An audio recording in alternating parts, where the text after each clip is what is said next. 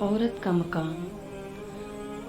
عورت اگر بیوی کے روپ میں تھی تو نبی صلی اللہ علیہ وآلہ وسلم نے فرمایا، ختیجہ اگر تم میری جلد بھی مانگتی تو میں اتار کر دے دیتا۔ جب یہی عورت بیٹی کے روپ میں تھی تو نبی صلی اللہ علیہ وآلہ وسلم نے نہ صرف کھڑے ہو کر اس کا استقبال کیا بلکہ فرمایا، میری بیٹی فاطمہ میرے جگر کا ٹکڑا ہے۔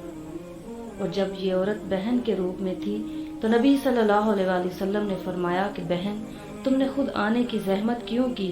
تم پیغام بھجوا دیتی، میں سارے قیدی چھڑا دیتا۔ اور جب یہ عورت ماں کے روپ میں آئی تو قدموں میں جنت ڈال دی گئی اور حسرت بھری صدا بھی تاریخ نے محفوظ کی۔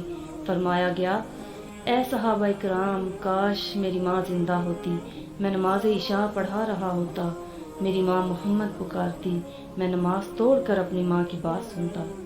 عورت کی تکلیف کا اتنا احساس فرمایا گیا کہ دوران جماعت بچوں کے رونے کی آواز سنتے ہی قرات مختصر کر دی گئی۔ امت محمدیہ کی بیٹیاں اتنی شان والی ہیں۔